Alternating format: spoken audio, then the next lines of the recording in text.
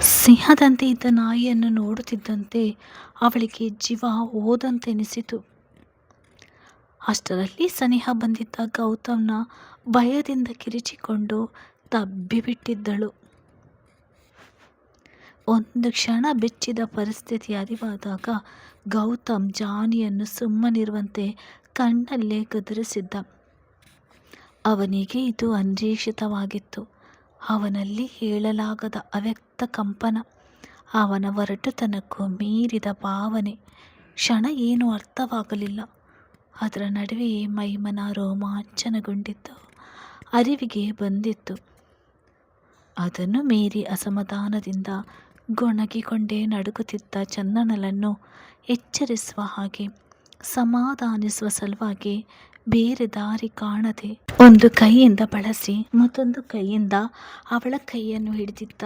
ನನ್ನ ಎದೆಯ ಮೇಲೆ ತಲೆಹಿಟ್ಟು ಕಣ್ಮುಚ್ಚಿ ನಡುಗುತ್ತಿದ್ದವಳ ಮುಖದ ಮೇಲಿದ್ದ ಬೆವರಿಗೆ ಅಂಟಿದ್ದ ಮುಂಗುರುಳನ್ನು ನೋಡುತ್ತಾ, ಹೇ ಹುಡುಗಿ, ಇಲ್ಲಿ ಕಣ್ಣು ಬಿಡು, ಇನ್ನೇನು ಭಯವಿಲ್ಲ ಎಂದು ಒರಟಾಗಿ ಹೇಳಿದ್ದ. ಸ್ವಲ್ಪ ಪ್ರಜ್ಞಾವಸ್ಥೆಯಲ್ಲಿದ್ದ ಚಂದನ ಅವನ ಧೈರ್ಯದ ನುಡಿಗಳನ್ನು ಕೇಳಿ ಸ್ವಲ್ಪವೇ ಕಣ್ತೆರೆದು ಪಕ್ಕದಲ್ಲಿ ನೋಡಿದಳು. ಜಾನಿ ದೊಡ್ಡದಾಗಿ ಬಾಯಿ ತೆರೆದು ನಿಂತಿತ್ತು. ಅದರ ಕೋರೆ ಹಲ್ಲುಗಳನ್ನು ಪ್ರದರ್ಶಿಸುತ್ತಾ ತನ್ನ ಉದ್ದವಾದ ನಾಲಿಗೆಯನ್ನು ಹೊರಹಾಕಿ ಜೊಲ್ಲು ಸುರಿಸುತ್ತಾ ಚಂದನಳನ್ನೇ ಗುರಾಯಿಸಿ ನೋಡುತ್ತಿತ್ತು. ಅಷ್ಟು ಹತ್ತಿರದಿಂದ ಜಾನಿಯನ್ನು ನೋಡಿದ ಚಂದನ ಭಯದಿಂದ ಪೂರ್ತಿ ಪ್ರಜ್ಞೆ ಕಳೆದುಕೊಂಡಿದ್ದಳು. ಎಲ್ಲ ನನ್ನ ಕರ್ಮ, ಇದ್ಯಾಕೆ ಬಂತು ಇವತ್ತಿನಲ್ಲಿ?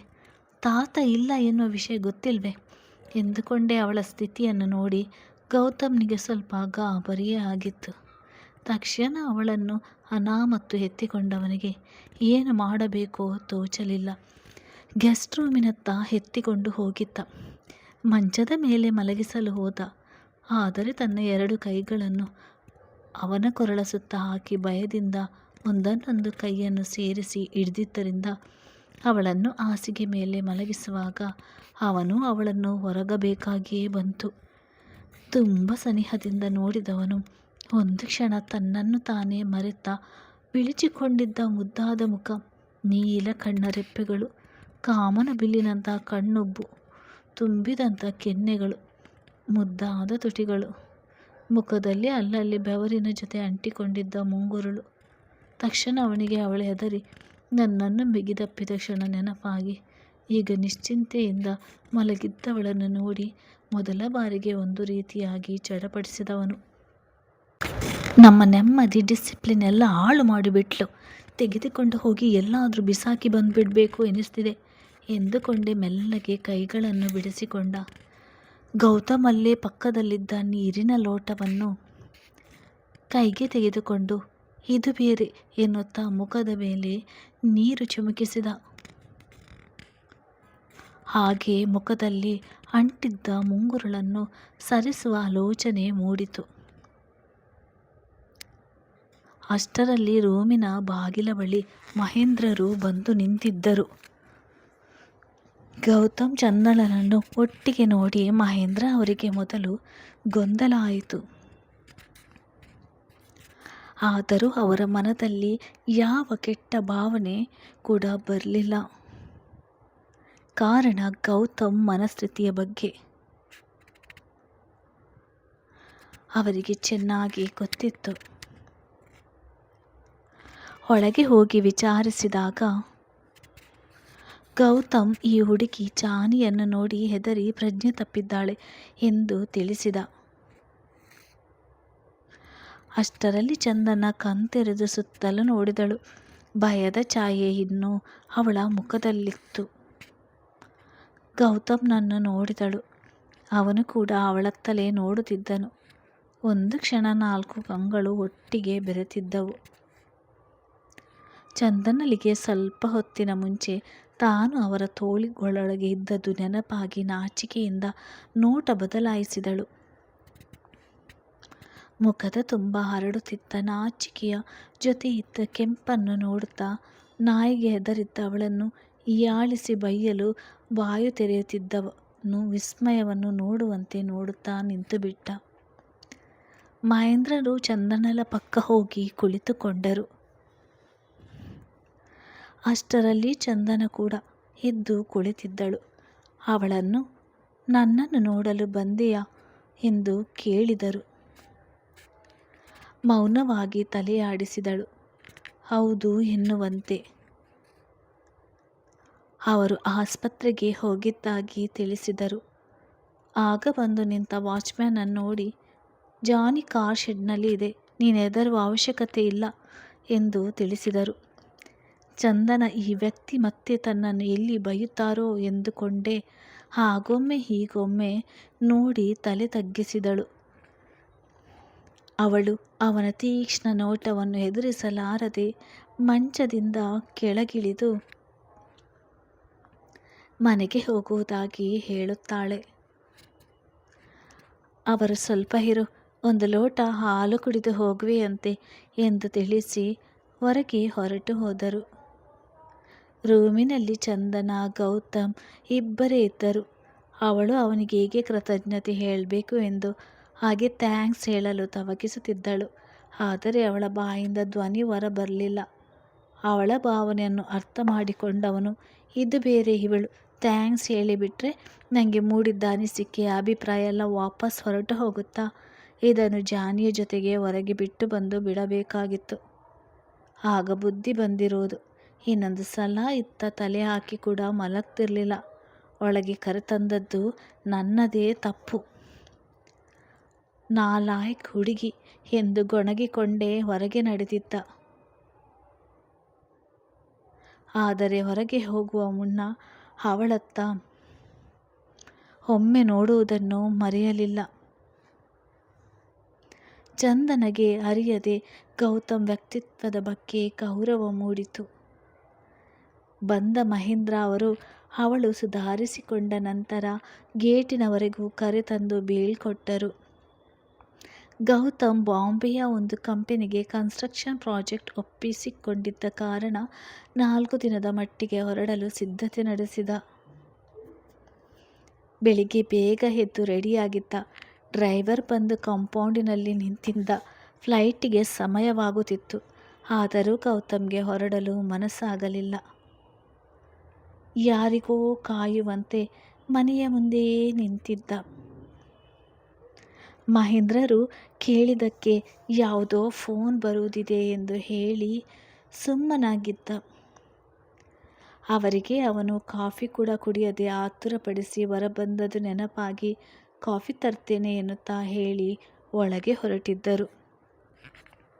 ಗೌತಮ್ ಕಣ್ಣು ಪದೇ ಪದೇ ತುಳಸಿ ಗಿಡದ ಕಡೆಯೇ ತಿರುಗುತ್ತಿತ್ತು. ಅವನ ಮುಖದಲ್ಲಿ ಕ್ಷಣ ಕ್ಷಣಕ್ಕೂ ಅಸಮಾಧಾನ ಹೆಚ್ಚುತ್ತಿತ್ತು. ಅಷ್ಟರಲ್ಲಿ ಚಂದನ ಪೂಜೆಯ ತಟ್ಟೆ ಹಿಡಿದು ತುಳಸಿ ಗಿಡದ ಬಳಿ ಬಂದಿದ್ದಳು. ಅರಳಿ ನಿಂತ ಹೂಗಳ ಚೆಲುವಿಗೂ ಮಿಗಿಲು ಎನಿಸಿತು. ನೋಡುತ್ತಾ ನಿಂತ. ಅವಳು ಪೂಜೆ ಮುಗಿಸಿ ಹೊರಡುವುದಕ್ಕೂ ಮಹೇಂದ್ರ ಅವರು ಕಾಫಿ ಕಪ್ ಹಿಡಿದು ಬಂದರು. ತೆಗೆದುಕೊಂಡವನು ಆತುರವಾಗಿ ಕುಡಿದು ತಾತನಿಗೆ ಹೇಳಿ ಕಾರ್ ಹತ್ತಿದ. ಕಾರಿನಲ್ಲಿ ಕುಳಿತ ಗೌತಮ್ಗೆ ಅವನ ಮನಸ್ಸು ನೀನು ಚಂದನನ ನೋಡಲು ಕಾಯುತ್ತಿದ್ದೆ ಅಲ್ವೇ ಎಂದು ಹೇಳಿದಂತೆನಿಸಿತು. ಅದಕ್ಕೆ ಅವನ ಬುದ್ಧಿ ಇಲ್ಲವೆಂದು ಅವಳನ್ನು ನೋಡಲು ನನಗೇನು ತಲೆ ಕೆಟ್ಟಿದೆಯೇ, ನಾನು ತಾತನ ಕಾಫಿಗೆ ಕಾಯುತ್ತಿದ್ದೆ ಎಂದು ಹೇಳಿ ಸುಮ್ಮನಾಗಿಸಿತ್ತು. ಕೊನೆಗೂ ಚಂದನ ಊರಿಗೆ ಹೊರಡುವ ದಿನ ಬಂದೇ ಬಿಟ್ಟಿತ್ತು. ಈ ಬಾರಿ ಕೃಷ್ಣ ಅವರು ವಿಮಲಮ್ಮ ಇಬ್ಬರೂ ಬಂದಿದ್ದರು. ಅಕ್ಕನ ಮನೆಯಲ್ಲಿ 2 ದಿನವಿದ್ದು ಹೊರಟಿದ್ದರು. ನಾಯಿಗೆ ಹೆದರಿ ಮೊದಲೇ ಮಹೇಂದ್ರದಿಂದ ಪಡೆದಿದ್ದ ಅವರ ಮನೆಯ ಫೋನ್ ನಂಬರಿಗೆ ಫೋನ್ ಮಾಡಿ ಈಗ ಊರಿಗೆ ಹೊರಡುತ್ತಿರುವುದಾಗಿ ತಿಳಿಸಿದಳು. ಎಲ್ಲರೂ ಹೊರಗಡೆ ಬಂದು ಗೇಟ್ ಬಳಿ ನಿಂತಿದ್ದರು. ಚಂದನ ಎಲ್ಲರಿಗೂ ಹೇಳಿ ದೀಪಾಂಜಲಿ ಕಡೆ ತಿರುಗಿ ನೋಡಿದಳು. ಯಾಕೋ ಗೌತಮ್ ಬಂದು ಎದುರಿಗೆ ನಿಂತಂತಾಯಿತು. ಅಷ್ಟರಲ್ಲಿ ಮಹೇಂದ್ರರು ಕಾರಿನ ಬಳಿ ಬಂದಿದ್ದರು. ಅವರು ಚಂದನಳನ್ನು ಭಾರವಾದ ಮನಸ್ಸಿನಿಂದ ಬೀಳ್ಕೊಟ್ಟರು. ಕಾರು ಹೊರಟ ಮೇಲೆ ರಾಜು ಅವರು ಮಹೇಂದ್ರ ಅವರು ಒಬ್ಬರನ್ನೊಬ್ಬರು ಪರಿಚಯ ಮಾಡಿಕೊಂಡರು. ಈ ಪರಿಚಯದಲ್ಲಿ ಚಂದನಳ ವಿಷಯ ಹೆಚ್ಚಾಗಿತ್ತು. ಗೌತಮ್ ಬಾಂಬೆಗೆ ಬಂದು 2 ದಿನ ಕಳೆದಿತ್ತು. ನಿರಂತರವಾಗಿ ತನ್ನನ್ನು ತಾನು ಕೆಲಸದಲ್ಲಿ ತೊಡಗಿಸಿಕೊಂಡರೂ ಮನಸ್ಸಿಗೆ ಯಾಕೋ ನೆಮ್ಮದಿ ಎನಿಸುತ್ತಲೇ ಸುಮ್ಮನೆ ಕುಳಿತು ಬಿಡುತ್ತಿದ್ದ. ಹಾಗೆಲ್ಲ ತುಂಬ ಹತ್ತಿರದಿಂದ ನೋಡಿದ ಚಂದನ ಮುಖ ಕಣ್ಮುಂದೆ ಮೂಡಿ ಬರುತ್ತಿತ್ತು. ಇದ್ಯಾಕೆ ಈ ಹುಡುಗಿ ಇಷ್ಟೊಂದು ಕಾಡ್ತಾಳೆ? ಮರೆಯಬೇಕೆಂದಷ್ಟು ಹೆಚ್ಚಾಗಿ ನೆನಪಾಗುತ್ತಾಳೆ. ಇಷ್ಟು ವರ್ಷಗಳಲ್ಲಿ ಎಂದೂ ಈ ರೀತಿ ಆಗಿಲ್ಲ. ಆ ಹುಡುಗಿಯನ್ನು ತುಂಬ ಲಘುವಾಗಿ ತೆಗೆದುಕೊಂಡು ಬಿಟ್ಟೆ ಎನಿಸುತ್ತದೆ. ಈ ಸಲ ಹೋಗುತ್ತಲೇ ತಾತನಿಗೆ ಹೇಳಿ ಅವಳು ನಮ್ಮ ಮನೆಗೆ ಬರದಂತೆ ಮೊದಲು ಮಾಡಬೇಕು.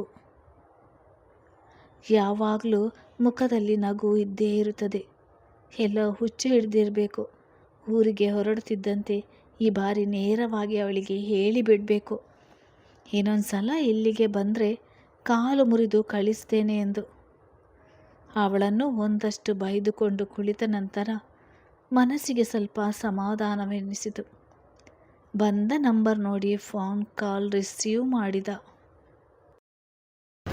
ಹಲೋ ಎಂದ ಹೆಣ್ಣಿನ ಧ್ವನಿ ಮನಪರಿಚಯದ ಗುರುತು ಹಿಡಿದಿತ್ತು. ಹಲೋ ಅಂಕಲ್, ನಾನು ಚಂದನ ಎನ್ನುತ್ತಿದ್ದಂತೆ ಮೊದಲೇ ಇಷ್ಟೊತ್ತು ಅವಳದೇ ಕೋಪ ಅಸಮಾಧಾನದಲ್ಲಿ ಬೇಯುತ್ತಿದ್ದವನು, ಈಡಿಯಟ್, ನಿನಗೆಷ್ಟು ಧೈರ್ಯ ನನಗೆ ಫೋನ್ ಮಾಡೋದಕ್ಕೆ? ಬಂದರೆ ಹಲ್ಲು ಉದುರಿಸಿಬಿಡ್ತೀನಿ. ಯಾವಾಗಲೂ ಹಲ್ಲು ಬಿಡೋದು ಒಂದು ಗೊತ್ತು ನಿಂಗೆ. ಗೌತಮ್ ಬೈಯುತ್ತಿದ್ದಂತೆ ಎಂದಿನಂತೆ ಗಾಬರಿಗೊಂಡವಳು ಅಳಲು ಶುರು ಮಾಡಿದಳು. ಇತ್ತ ಕಡೆಯಿಂದ ಮುಸುಮುಸು ಅಳುವ ಸದ್ದು. ಅವಳ ಅಳು ಅವನ ಹೃದಯಕ್ಕೆ ಸಂಗೀತದಂತೆ ಅನಿಸಿತ್ತೇನೋ. ಎಂತಹುದೋ ಸಮಾಧಾನ, ತೃಪ್ತಿ. ಇಷ್ಟೊತ್ತು ಇದ್ದ ಒಂಟಿತನ, ಬೇಸರ ಸದ್ದಿಲ್ಲದಂತೆ ಸರಿದು ಹೋಗಿತ್ತು. ಫೋನ್ ಮಾಡಿದೆಯಲ್ಲ, ಮಾತಾಡಿ ಸಾಯ್. ಅಳುವಿನೊಂದಿಗೆ ಮಾತು ಬರ್ತಾ ಇಲ್ವಾ ಎಂದವಳು ಗಾಬರಿಗೆ ಫೋನ್ ಕಾಲ್ ಕಟ್ ಮಾಡದೆ ಹಾಗೆಯೇ ಹಿಡಿದು ನಿಂತಿದ್ದಳು. ಮತ್ತೆ ಯಾಕೆ ಫೋನ್ ಮಾಡಿದ್ದು? ಹುಚ್ಚ ನಿನಗೆ ಎನ್ನುತ್ತಲೇ ಎಚ್ಚೆತ್ತವಳು ಫೋನ್ ಕಾಲ್ ಕಟ್ ಮಾಡಿದಳು. ಅವನ ಧ್ವನಿಯಲ್ಲಿದ್ದ ಗಂಭೀರತೆ ವಿಶೇಷವೆನಿಸಿತು. ಮನದಲ್ಲಿ ಭಯ, ಗೊಂದಲ, ಬೇಸರವಿದ್ದರೂ ನಂತರ ಸಂತೃಪ್ತಿ. ಅಂದು ಬಳಸಿ ಸಂತೈಸಿದವನ ನೆನಪಾಗಿತ್ತು. ಮಹೇಂದ್ರ ಅವರು ಅಂದು ಮನೆ ಕೆಲಸಕ್ಕೆ ಬಂದಿದ್ದ ವ್ಯಕ್ತಿಗೆ ಫೋನ್ ನಂಬರ್ಗಳನ್ನು ಬರೆದುಕೊಡಲು ಹೇಳಿದ್ದರು. ಅವನ್ನು ಮಿಸ್ ಆಗಿ ಗೌತಮ್ ನಂಬರ್ ಕೂಡ ಬರೆದುಕೊಟ್ಟಿದ್ದ. ಅಂದು ಕಾಲೇಜಿನಲ್ಲಿ ಒಟ್ಟಿಗೆ ಸೇರಿದ ಚಂದನ ಹಾಗೂ ಅವಳ ಗೆಳತಿಯರು ಇನ್ನೂ ಸಮಯ ಇದ್ದುದರಿಂದ ಕಾಲೇಜ್ ಮುಂದೆ ಇದ್ದ ಮರಗಳ ಕೆಳಗಿನ ಕಲ್ಲು ಬೆಂಚಿನ ಮೇಲೆ ಮಾತನಾಡುತ್ತಾ ಕುಳಿತಿದ್ದರು. ಅವರ ಮಾತಿನ ವಿಷಯ ಅವರ ಬಾಯ್ ಫ್ರೆಂಡ್ಗಳ ಬಗ್ಗೆ ಹಾಗೂ ಪ್ರೀತಿಯ ಬಗ್ಗೆ ಮಾತನಾಡುತ್ತಿದ್ದರು. ಚಂದನಳ ಗೆಳತಿಯೊಬ್ಬಳು ತನ್ನ ಮನೆಯ ಎದುರಿನ ಮನೆಯಲ್ಲೇ ಇದ್ದ ಹುಡುಗನ ಸ್ವಭಾವ, ಶ್ರೀಮಂತಿಕೆ ಎಲ್ಲ ಹೇಳಿ, ಆದರೆ ಅವನ ಪರ್ಸನಾಲಿಟಿ ಏನೇನೋ ಚೆನ್ನಾಗಿಲ್ಲವೆಂದು, ತನಗೆ ಋತಿಕ್ ರೋಷನ್ ಥರ ಇರುವವನು ಇಷ್ಟ ಎಂದು ಹೇಳಿದ್ದಳು. ಅದಕ್ಕೆ ಮತ್ತೊಬ್ಬಳು, ನಮ್ಮ ಬೀದಿಯಲ್ಲಿ ಋತಿಕ್ ರೋಷನ್ಗಿಂತಲೂ ಚೆನ್ನಾಗಿರುವ ಹುಡುಗ ಇದ್ದಾನೆ, ಆದರೆ ಕೆಲಸ ಕಾರ್ಯ ಇಲ್ಲದೆ ಅಲೆಯುತ್ತಿದ್ದಾನೆ ನೋಡು, ಅವನನ್ನು ಮದುವೆಯಾಗುವುದಾದರೆ ಎಂದು ರೇಗಿಸಿದರೆ, ಇವರಿಬ್ಬರು ಹುಡುಗರ ಬಗ್ಗೆ ಹೇಳುತ್ತಾ ಜಗಳ ಮಾಡುತ್ತಿದ್ದರೆ ಇತ್ತ ಚಂದನನ ಮನದಲ್ಲಿ ಹುಡುಗ ಎನ್ನುವ ವಿಷಯ ಬರುತ್ತಿದ್ದಂತೆ ಅವಳ ಮನಪಟಲದ ಮೇಲೆ ಗೌತಮ್ನ ಚಿತ್ರ ಮೂಡಿತ್ತು. ಸ್ವಲ್ಪ ಎತ್ತರ ಎಂದೇ ಹೇಳಬೇಕು. ಕಪ್ಪು ಅಲ್ಲದ ಬಿಳಿಯೂ ಅಲ್ಲದ ಗೌರವರ್ಣ, ಅಗಲವಾದ ಹಣೆ, ಎದುರಿಗಿರುವವರ ಮನಸ್ಸಿನ ಭಾವನೆಗಳನ್ನು ಹೊರಹಾಕುವ ತೀಕ್ಷ್ಣ ಕಣ್ಣು, ಸ್ವಲ್ಪ ಉದ್ದವಾದರೂ ಮುಖಕ್ಕೆ ಹೊಂದುವಂತಹ ಮೂಗು, ಹದವಾದ ಮೀಸೆ, ಯಾವಾಗಲೂ ಬಿಗಿದುಕೊಂಡಿರುವ ತುಟಿಗಳು, ಚೂಪಾದ ಗಲ್ಲ, ಒತ್ತಾದ ತಲೆ ಕೂದಲು. ಒಟ್ಟಾರೆ ಹೇಳಬೇಕಂದ್ರೆ ಸೌಂದರ್ಯದ ಬಗ್ಗೆ ಒಲವಿಲ್ಲದವರು ಕೂಡ ಅವನನ್ನು ಒಮ್ಮೆ ನೋಡಿದರೆ ಹ್ಯಾಂಡ್ಸಮ್ ಎಂದು ಹೇಳುವಂತಿದ್ದ. ಎಲ್ಲಕ್ಕಿಂತ ಹೆಚ್ಚಾಗಿ ಅವರ ಮುಖದ ಗಾಂಭೀರ್ಯ ಅವರಿಗೆ ಚೆನ್ನಾಗಿ ಒಪ್ಪುತ್ತದೆ ಎನಿಸಿತು. ಗೌತಮ್ ನೆನಪಾಗುತ್ತಿದ್ದಂತೆ ಆ ದಿನದ ಘಟನೆ ಕಣ್ಮುಂದೆ ಬಂದಂತಾಯಿತು. ಅವನ ತೋಳೊಳಗಿದ್ದ ಆ ಕ್ಷಣದ ನಿಶ್ಚಿಂತೆ, ಧೈರ್ಯ, ಸಮಾಧಾನ, ನಂಬಿಕೆ ಆ ಕ್ಷಣ ತನಗೆ ಜೀವನದ ಉದ್ದಕ್ಕೂ ಸಿಗುವಂತಿದ್ದರೆ ಎನಿಸಿತು. ಆದರೆ ಅದು ಸಾಧ್ಯವಿಲ್ಲವೆಂದು ಚಂದನಳಿಗೆ ತಿಳಿದಿತ್ತು.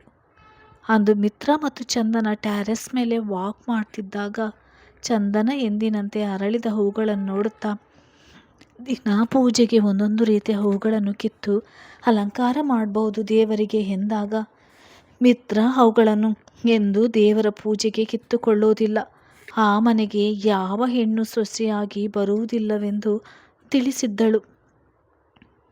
ಚಂದನ ಆಶ್ಚರ್ಯದಿಂದ ಅವಳ ಮುಖ ನೋಡಿದಾಗ ಮಿತ್ರ ತನ್ನ ಸ್ನೇಹಿತರು ಯಾರೋ ಹೇಳಿದ ವಿಷಯವನ್ನು ಅವಳಿಗೆ ತಿಳಿಸಿದ್ದಳು. ಗೌತಮ್ ವರ್ಮನಿಗೆ ಹೆಣ್ಣೆಂದರೆ ಆಗುವುದಿಲ್ಲವೆಂದು, ಅವನು ಮುಂದೆ ಎಂದು ಮದುವೆ ಆಗುವುದಿಲ್ಲ, ಅವನು ಹೆಣ್ಣನ್ನು ದ್ವೇಷಿಸುತ್ತಾನೆಂದು ತಿಳಿಸಿದಳು. ಆದರೆ ಇದ್ಯಾವುದರ ಅರಿವಿಲ್ಲದ ಚಂದನ ತನ್ನ ಹೃದಯದಲ್ಲಿ ಗೌತಮ್ನನ್ನು ಪ್ರತಿಷ್ಠಾಪಿಸಿಕೊಂಡು ಬಿಟ್ಟಿದ್ದಳು. ಆದರೆ ಇದು ಯಾವಾಗ ಎಂದು ಮಾತ್ರ ಗೊತ್ತಾಗಲಿಲ್ಲ. ಗೊತ್ತಾಗುವ ಮೊದಲೇ ಗೌತಮ್ಗೆ ಮನಸ್ಸು ಕೊಟ್ಟು ಬಿಟ್ಟಿದ್ದಾಳೇನೋ. ಆದರೆ ಇದು ಅವಳಿಗೆ ತಿಳಿದಿರಲಿಲ್ಲ. ತನಗೆ ಅವರಲ್ಲಿ ಹೆದರಿಕೆ ಮಾತ್ರ ಇದೆ ಎಂದು ಅರಿತಿದ್ದಳು. ಗೆಳತಿಯರ ಜಗಳ ನಿಂತಿತ್ತು. ಹೋಗಲು ಎದ್ದು ನಿಂತರು. ನೆನಪಿನಲ್ಲಿ ಮುಳುಗಿದವಳನ್ನು ಎಚ್ಚರಿಸಿ, ಏನು ಚಂದನ ಅವರು, ಕನಸಿನಲ್ಲಿ ಮುಳುಗಿ ಹೋಗಿದ್ದೀರಿ? ಚಿಕ್ಕಮಗಳೂರಿನಲ್ಲಿ ಯಾರಾದರೂ ರಾಜ್ಕುಮಾರನಿಗೆ ಹೃದಯ ಕೊಟ್ಟು ಬಿಟ್ಟಿದ್ಯಾ ಹೇಗೆ ಎಂದು ರೇಗಿಸಿದ ಕ್ಲಾಸ್ ರೂಮ್ ಕಡೆ ಮೂವರು ಹೊರಟರು.